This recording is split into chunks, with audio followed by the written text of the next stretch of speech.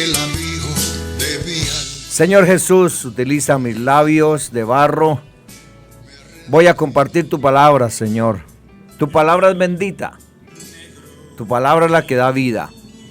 Permite, Señor, permite que tu palabra llegue donde esté la necesidad, comenzando por este servidor.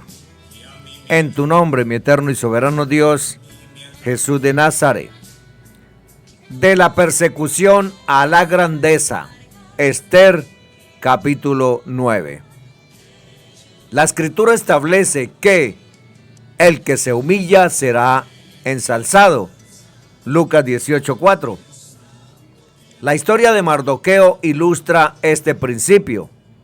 En los comienzos del siglo V antes del Señor Jesucristo, Mardoqueo estuvo en el ojo del huracán de la persecución, pero se mantuvo humilde y fiel.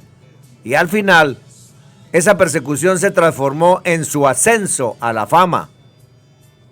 Y todos los príncipes de las provincias, los sátrapas, capitanes y oficiales del rey, apoyaban a los judíos, pues todos temían a Mardoqueo, ya que Mardoqueo era grande en la casa del rey y su fama se había extendido por todas las provincias. Así, día a día se engrandecía Mardoqueo. Esther 9:3-4.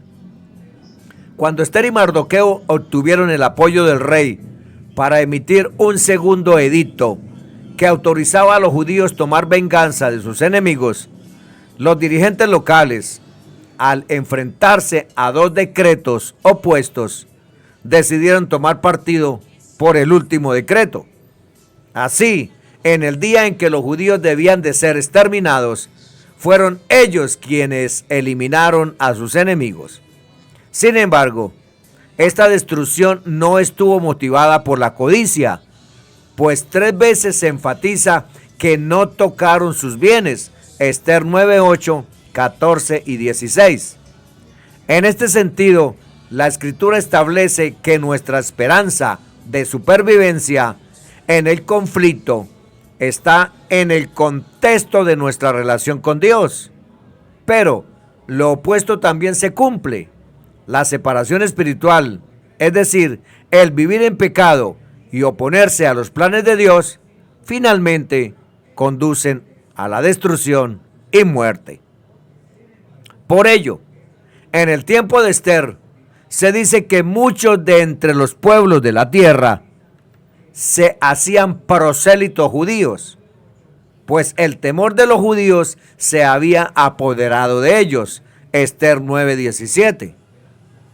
Solo quienes persistieron en permanecer como enemigos del pueblo de Dios fueron aniquilados. Lo anterior también nos recuerda el Éxodo, cuando el pueblo estuvo a punto de desaparecer. Dios preparó a un intercesor humano que proveyó de una salida a la miseria y de la inminente aniquilación.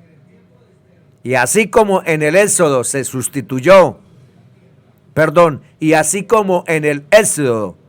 instituyó la fiesta de la Pascua, con Esther se instituyó la fiesta de Purim, liberación del poder del enemigo. Estas fiestas, además de fortalecer la identidad del pueblo de Dios, celebraban la victoria sobre las fuerzas del mal que fueron invocadas contra el pueblo del pacto. En cuanto a nosotros, estimados oyentes, podemos preguntarnos, ¿nos mantendremos humildes al lado de Dios?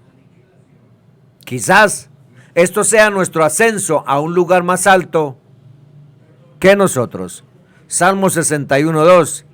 Desde los confines de la tierra te invoco, cuando mi corazón desmaya. Condúceme a la roca que es más alta que yo. Una mirada más profunda a ¿qué dice la Biblia acerca del crecimiento espiritual? Preguntamos. Colosenses 3:1-3 dice: si habéis pues resucitado con Cristo, buscad las cosas de arriba, donde está Cristo sentado a la diestra de Dios. Poned la mira en las cosas de arriba, no en las de la tierra, porque habéis muerto y vuestra vida está escondida con Cristo en Dios. Nos preguntamos, ¿existen muchos caminos a seguir en la búsqueda del crecimiento espiritual? ¿Qué dice la Biblia? Espiritualidad activa y expresable es lo que llama Pablo culto racional, una característica que se separa a la humanidad del resto de los seres vivos. ¿Me entendieron? Una característica que separa a la humanidad del resto de los seres vivos. Los seres humanos son naturalmente espirituales y nuestra conciencia única de espiritualidad en relación con el Creador del universo es algo que marca a la humanidad como distinto al espiritualismo o a la creencia en una sustancia universal inexplicable. Mientras el hablar sobre el tema de la espiritualidad sin duda ha aumentado en los últimos años en la explosión de cultos y sectas evangélicas, esotéricas y ocultistas, la historia registra también una variedad de supuestos viajes espirituales y actividades religiosas que se extiende durante muchos milenios. Esta clase de espiritualismo es evidente en el catolicismo, religiones orientales y el ocultismo. En consecuencia, una comprensión apoyada en la revelación de las Sagradas Escrituras del origen, desarrollo y juicio de la humanidad por el pecado debe incluir la espiritualidad y no solo nuestra intervención física, moral o intelectual, es decir, nuestras fuerzas y razón humana no aportan nada para la salvación. La fe es un don gratuito de Dios que viene por el oír de la palabra de Dios. Romanos 10:17. Si estudiamos la historia de la religión, es fácil encontrar ejemplos de diferentes caminos diseñados por el hombre para tratar de crecer espiritualmente. Proverbios 14:12 dice: hay camino que al hombre le parece derecho, pero su fin es camino de muerte. Las principales voces en el espiritualismo religioso contemporáneo actual promueven métodos para obtener crecimiento espiritual a través de mayor conciencia, superación personal y estudio o rituales para atraer supuesta energía. En términos generales, la mayoría de estos métodos están dirigidos supuestamente a lograr autoconocimiento, satisfacción y control sobre los problemas de la vida cotidiana. Nada de esto funciona, pues el hombre no tiene control sobre su vida ni sobre la eternidad. Proverbios 16:1-17 dice: del hombre son las disposiciones del corazón, mas Jehová es la respuesta de la lengua. Todos los caminos del hombre son limpios en su propia opinión, pero Jehová pesa los espíritus. Encomienda a Jehová tus obras y tus pensamientos serán afirmados. Todas las cosas son hechas por Jehová para sí mismo, y aún al impío para el día malo. Abominación es a Jehová todo altivo de corazón, ciertamente no quedará impune. Con misericordia y verdad se corrige el pecado, y con el temor de Jehová los hombres se apartan del mal. Cuando los caminos del hombre son agradables a Jehová, aún a sus enemigos hace estar en paz con él. Mejor es lo poco con justicia que la muchedumbre de frutos sin derecho. El corazón del hombre piensa su camino, mas Jehová endereza sus pasos. Oráculo hay en los labios del rey, en juicio no prevaricará su boca. Peso y balanza justas son de Jehová, obras suyas son todas las pesas de la bolsa. Abominaciones a los reyes hacer impiedad, porque con justicia será afirmado el trono. Los labios justos son el contentamiento de los reyes, y estos aman al que habla lo recto. La ira del rey es mensajera de muerte, mas el hombre sabio la evitará. En la alegría del rostro del rey está la vida, y su benevolencia es como nube de lluvia tardía. Mejor es adquirir sabiduría que oro preciado, y adquirir inteligencia vale más que la plata. El camino de los rectos se aparta del mal, su vida guarda el que guarda su camino.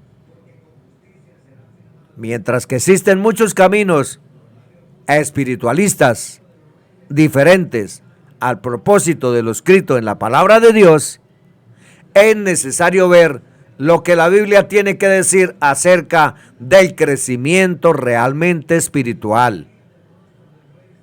Estimados oyentes, revisaremos el papel del Espíritu Santo, de la lectura constante de la Biblia y de la asistencia fiel y permanente a la comunidad que compone la iglesia. El Evangelio. La Biblia describe un camino único para el crecimiento espiritual. De hecho, es tanto un camino como un ser divino, Jesucristo. El cristianismo en su totalidad se centra en una relación con Él. Si uno quiere entender el crecimiento espiritual desde un punto de vista cristiano, entonces debe consultar la Biblia como el principal testigo de la vida y las enseñanzas del Señor Jesús. El Señor Jesucristo es el espíritu de la profecía y el verbo hecho carne. Los escritores de la Biblia dejan claro que el Evangelio es la base para el crecimiento espiritual. Efesios 2:20. Como con cualquier estructura, la fundación es no solo el punto de partida, sino también el principal apoyo de la propia estructura. Cuando las personas tienen fe o tenemos fe en el Señor Jesucristo, reconocemos nuestra condición pecaminosa, nos arrepentimos de nuestros pecados y confiamos en el Señor Jesús como nuestro Salvador y Señor. Es así como las personas creen en las buenas noticias o evangelio de Jesucristo. El evangelio se presenta claramente en 1 Corintios 15:1-5.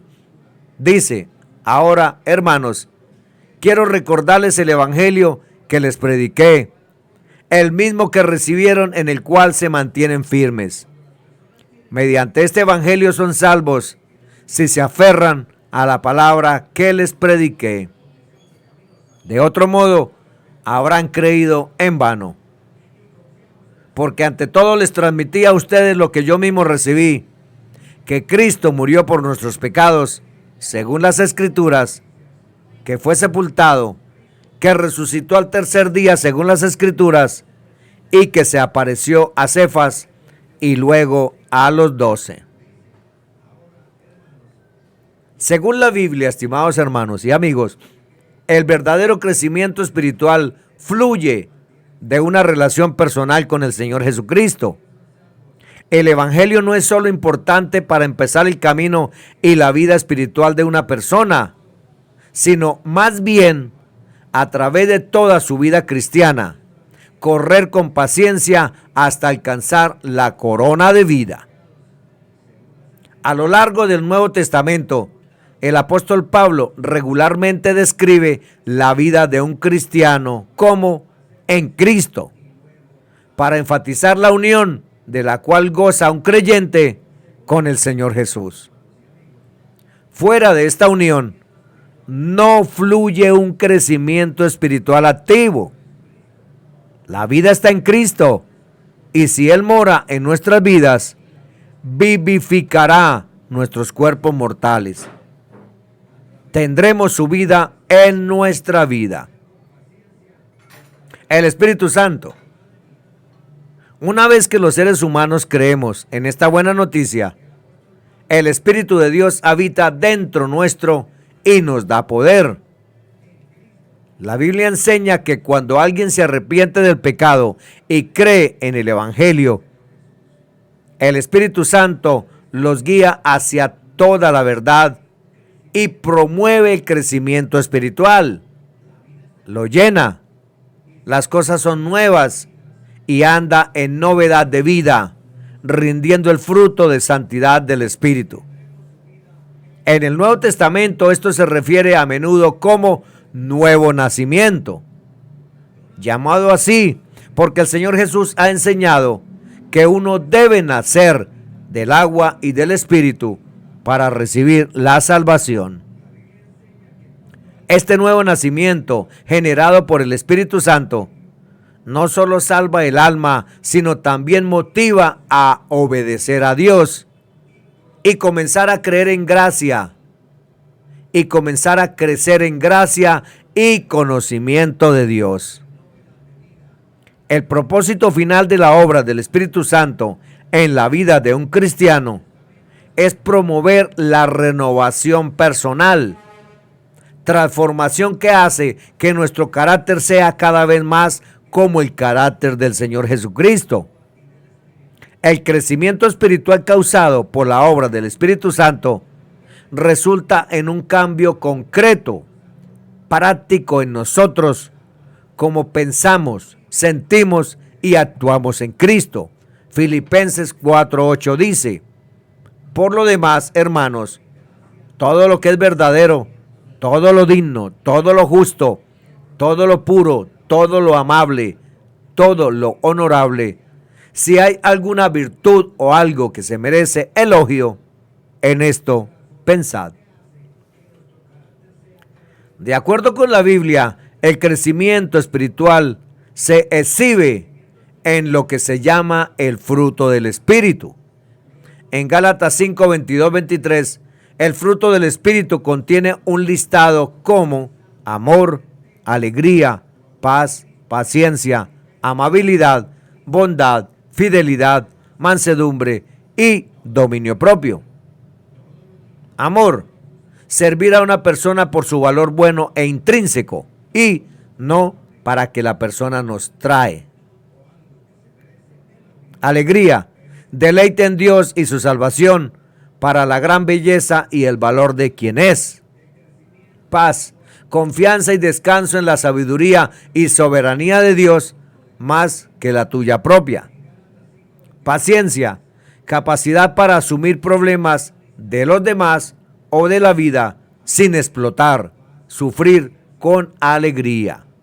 Amabilidad, bondad práctica con vulnerabilidad de profunda seguridad interior.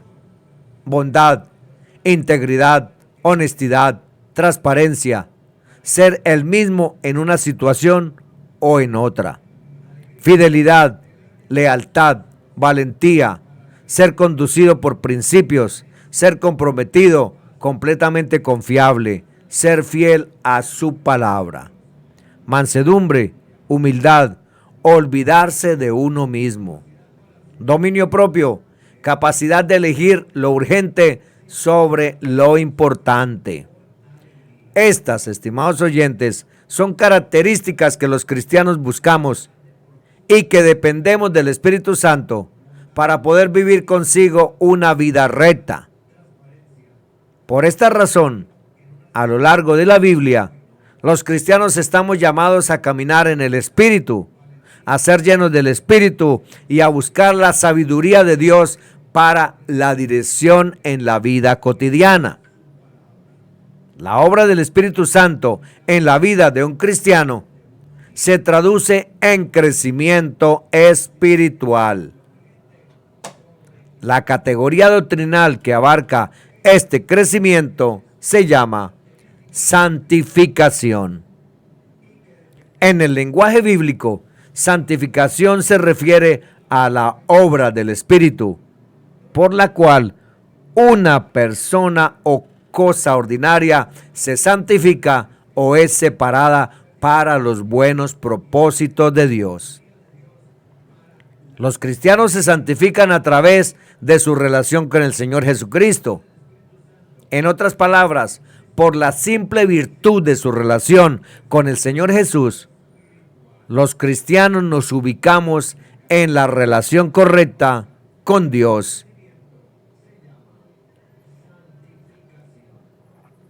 Somos santos porque Dios es santo y Él comparte esa virtud con nosotros. Al que no cometió pecado alguno, por nosotros Dios lo trató como pecador, para que en Él recibiéramos la justicia de Dios, dijo el apóstol Pablo. Sin embargo, hay un sentido de perfección cotidiano en el crecimiento de la santificación del creyente, que es el objetivo del crecimiento espiritual. Es interesante que el apóstol Pablo abre muchas de sus cartas a las iglesias antiguas, dirigiéndose a los lectores como santos. Al leer estas cartas, sin embargo, nos damos cuenta que estos primeros cristianos no parecen tan santos. Son propensos a la debilidad, la envidia y los conflictos. Están profundamente viciados y rotos en su carácter personal, al igual que la gente mundana. Pablo les recuerda continuamente a estos cristianos que están llamados a ser un pueblo santo, que deben seguir luchando por vivir plenamente en los propósitos de Dios para ellos, debido a que deben contrarrestar la influencia insidiosa del escándalo que estaban pasando. En vista de esto, la obra del Espíritu Santo en cuanto al crecimiento espiritual puede describirse de dos maneras. En primer lugar, el Espíritu Santo condena el pecado de los cristianos y los lleva a evitar el mal en todas sus formas. En segundo lugar, el Espíritu Santo impulsa a los cristianos a perseguir la santidad y la virtud. Entonces, cuando la Biblia enseña que las personas son santificadas por la fe en Jesucristo, el poder para esa santificación viene del Espíritu Santo, no de métodos humanos de autocontrol. Según la Biblia, el crecimiento del creyente hará que se conviertan más y más como Cristo, hasta que el mismo Señor Jesús regrese para hacer nuevas todas las cosas. Oración y lectura de la Biblia. El crecimiento espiritual ocurre como resultado de la ayuda de Dios y los esfuerzos del creyente conducidos por el Espíritu Santo y la obediencia al Evangelio. Por esta razón, los cristianos estudiamos las Escrituras para discernir patrones que promueven la maduración en nuestra fe. La Biblia dirige a los cristianos en la búsqueda de la renovación y transformación espiritual. Para la práctica individual, las cosas más importantes que uno puede hacer son leer las Escrituras y orar. Si uno acepta la Biblia como el decreto que tiene autoridad de Dios para toda la vida, hay mucho que ayuda a dirigir el progreso espiritual. Aunque haya libros recientes que dan docenas de prácticas beneficiosas en el crecimiento espiritual, sin embargo, parece prudente iniciar con la participación de las actividades prescritas en las Sagradas Escrituras. Como el mismo Señor lo dijo, tu palabra es la verdad, santifícalos en la verdad. Juan 17. La Biblia utiliza varias metáforas para describir su función en nuestro crecimiento espiritual. Es el agua por la cual somos lavados, el arma con la que luchamos, el juego de herramientas con las cuales somos equipados y la leche y alimento sólido por la cual crecemos. Estas imágenes ponen de relieve el papel clave de la Biblia para ayudarnos a madurar en la fe. Existen varias maneras en las que la Biblia ofrece orientación sobre cómo crecer espiritualmente. En primer lugar, la Biblia revela nuestra pecaminosidad. La Biblia es como un espejo en el que nos vemos como realmente somos. Cuando leemos y aplicamos la palabra de Dios, nuestros pensamientos e intenciones se vuelven transparentes ante nosotros.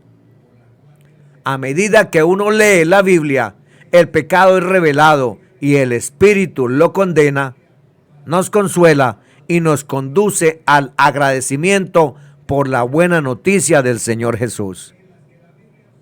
Por esta razón, la Biblia también alienta a los cristianos a orar sin cesar. En otras palabras, estimados oyentes, la Biblia exige una continua actitud de devoción y comunión personal con Dios. Los cristianos debemos vivir nuestras vidas conscientes del hecho de que estamos en presencia de Dios todo el día, todos los meses y todos los años de nuestra existencia. La oración se relaciona a la lectura de la Biblia, en que la oración es nuestra respuesta a Dios a medida que Él habla con nosotros. Este patrón de oración, de Dios hablar y nosotros responder, se encuentra a lo largo de toda la Biblia. Cuando leemos las Escrituras, estamos leyendo la palabra de Dios a la iglesia y a nosotros mismos. La Escritura es una enseñanza continua entre Dios y su pueblo. Nos unimos a obedecer esa enseñanza mediante la oración. Ahí nos rendimos ante el que puede hacernos más que vencedores. Esto nos traslada a las buenas noticias del Señor Jesucristo. Nuestro mayor problema en cualquier situación es el pecado. Nuestras mayores necesidades en cualquier situación son un corazón puro y una conducta que honre a Dios. Y como 1 de Juan 5:14 confirma, si le pedimos que algo de acuerdo a su voluntad, Él nos oye. La voluntad de Dios es que crezcamos espiritualmente para ser conformados a la semejanza de Cristo. Ahora miremos la comunidad de la iglesia. Ningún individuo en la iglesia es espiritualmente independiente de otros. Por tanto, la vida cristiana normal, no fingida, no es simplemente una función de la relación individual de un creyente con la membresía, sino con la comunión verdadera con Dios. Si amamos a Dios, a quien no vemos, amamos también a nuestros hermanos. En los últimos años, gran parte de la enseñanza sobre crecimiento espiritual se ha concentrado en el individuo, excluyéndolo de la formación espiritual eclesial, es decir, como miembro del cuerpo de Cristo, separando al creyente como lego sin orden ministerial de un cuerpo ministerial pastorado, haciendo del cuerpo de Cristo la iglesia, una composición sin sentido de dos cuerpos en un cuerpo. Qué terrible enredo que han estado fraguando los siervos de Cristo, que presumen de pertenecer a una élite dentro de la iglesia. Sin embargo, la comunidad cristiana es fundamental para la identidad espiritual de un cristiano. Yo no soy autónomo, soy una persona en comunidad. No puedo ser quien soy independientemente de otras personas. La comunidad de la Iglesia de Cristo no es propiedad del pastorado ni de los creyentes. Está fundada para ser la familia espiritual en la cual se alienta el crecimiento y el conocimiento en la gracia de Dios. Cuando se reúne la iglesia, los miembros se juntan en armonía, motivados unos a otros en comunión para llegar a la adoración como cuerpo. Pastores y creyentes, leyendo, escuchando la palabra, orando y escuchando atentamente la predicación que anima nuestras almas. En términos generales, reunirse en una iglesia debe caracterizarse por estos aspectos. Gálatas 3:28 dice: no hay judío ni griego, no hay esclavo ni libre, no hay hombre ni mujer, porque todos sois uno en Cristo Jesús. La palabra comunidad es instructiva aquí. Una comunidad es un cuerpo de individuos unificado en torno a algo que tienen en común. Para los cristianos, el unificador común es el Evangelio. Comunidad cristiana significa comunidad a través de y en Jesucristo. Por tanto, el objetivo de toda comunidad cristiana, conocida como iglesia, es reconocerse uno al otro como portadores obedientes del mensaje de salvación y predicar a las personas a que se conviertan al Evangelio. En Efesios 4, 12, 13, Pablo habla sobre la importancia de la maduración en la fe al abordar y describir la comunidad de la iglesia como un todo, no como individuos aislados. El pecado impide el crecimiento de la comunidad como un todo. Nos detiene el crecimiento en conjunto como el cuerpo de Cristo. Incluso nuestros pecados privados y secretos afectan a la comunidad. Proverbios 28:13 dice: el que encubre sus pecados no prosperará, mas el que los confiesa y los abandona hallará misericordia.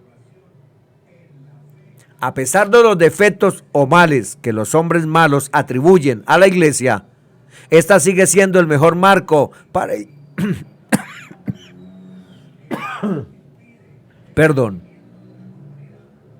A pesar de los defectos o males que los hombres malos atribuyen a la iglesia, esta sigue siendo el mejor marco para el cambio del hombre, porque es el contexto dado por Dios para el crecimiento y la formación espiritual. Una de las grandes cosas de la comunidad cristiana es que nos da modelos de comportamiento como el de Cristo. Por supuesto, nadie es perfecto como el Señor Jesús, pero otros cristianos allí nos ayudarán a ver lo que significa caminar con el Señor Jesús. Tenemos un modelo de crecimiento cuando la gente nos ve luchando contra el pecado y obteniendo fe en Dios, su palabra y promesas. Dios usa a las personas para revelar cosas sobre nosotros mismos que no podemos ver por nosotros mismos. A menudo descubrimos cosas sobre nuestros corazones que nunca anticipamos. ¿Cómo? A través del mensaje predicado, del testimonio fiel de los creyentes, de nuestras experiencias, de los errores de otros y de las advertencias mutuas. Santiago 5:16 dice: confesad vuestras faltas unos a otros y orad unos por otros para que seáis sanados. La oración eficaz del justo tiene mucha fuerza. Dios usa mucha gente, a menudo personas con carácter contrastantes, para provocar cambios positivos en el corazón. Y eso no significa solo la gente feliz o la gente con quien nos llevamos bien, pero también la gente difícil, la gente que nos molesta, las personas que no son nada parecidas a nosotros. Dios nos pone a todos juntos en el vaso de la vida para suavizar los bordes ásperos. Mateo 13, 24, 30 dice: les refirió otra parábola diciendo: el reino de los cielos es semejante a un hombre que sembró buena semilla en su campo, pero mientras dormían los hombres, vino su enemigo y sembró cizaña entre el trigo y se fue. Y cuando salió la hierba y dio fruto, entonces apareció también la cizaña. Vinieron entonces los siervos del padre de familia y le dijeron: Señor, ¿no sembraste buena semilla en tu campo? ¿De dónde pues tienes cizaña? Y él les dijo: un enemigo ha hecho esto. Y los siervos le dijeron: ¿quieres pues que vayamos y la arranquemos? Él les dijo: no, no sea que al arrancar la cizaña arranquéis también con ella el trigo. Dejad crecer juntamente lo uno y lo otro hasta la siega, y al tiempo de la siega yo diré a los segadores: recoged primero la cizaña y atadla en manojos para quemarla, pero recoged el trigo en mi granero. Según el panorama presentado en la Biblia, la iglesia es una comunidad de confesión, responsabilidad, ánimo, reprimienda y amor. Generalmente hay hábitos entre nosotros en decir las cosas a la mitad, en parte, ocultando la verdad, en cuanto a hablar la verdad en amor, porque tenemos miedo a la respuesta de la otra persona. Pero la Biblia también nos llama a reprender y confrontarnos unos a otros. Sin reproche y confrontación, el pecado frecuentemente traza su propio curso silenciosamente hasta que explota un efecto devastador en la congregación. Las comunidades eclesiales que practican reproche y arrepentimiento amoroso son comunidades de gracia, que permiten ser honestos, abiertos y transparentes sobre las dificultades. La clave es que nos aceptemos unos a otros como realmente somos, tal como Cristo nos ha aceptado. Dios desea que sus hijos reflejen su carácter para tener un camino satisfactorio. Muchas rutas individuales o personales hacia el crecimiento espiritual generan un nervioso autointerés o un excesivo orgullo espiritual. Pero esto no tiene que ser así. Una evaluación honesta del estado espiritual y los intentos de crecimiento espiritual conduce a la conciencia de los límites de uno. Somos seres insuficientes, pecadores, y no hay en nosotros fe. Aunque pueda haber muchos caminos que dicen ser espirituales sin serlo, filosofías diferentes, hoy en día el evangelio cristiano ofrece un único camino satisfactorio hacia el crecimiento espiritual. Debido a que el crecimiento espiritual cristiano está enfocado y es dependiente de la gracia de Dios por medio de Jesucristo, el evangelio permite evitar la ocupación de uno mismo y la autoafirmación insufrible. Yo puedo, yo soy capaz de superar, yo debo creer en mí.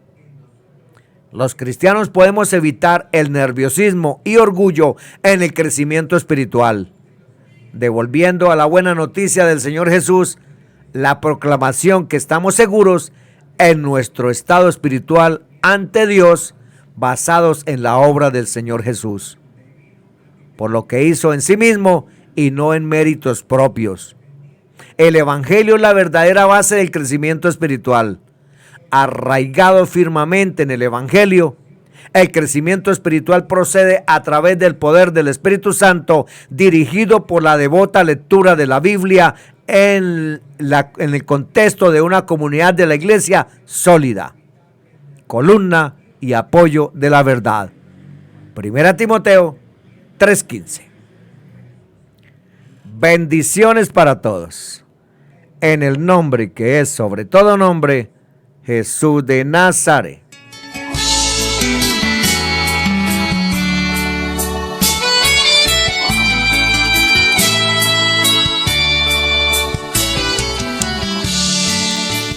Gracias, mi eterno y soberano Dios, por darme permiso de compartir tu palabra.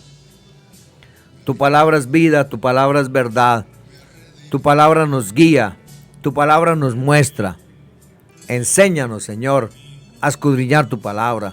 Enséñanos a orar y tu palabra nos irá transformando cada día más en verdaderos hijos tuyos, Señor Jesús. Que a mí me acaban, que a mí me acaban. Gracias, gracias, mi eterno y soberano Dios, Jesús de Nazaret.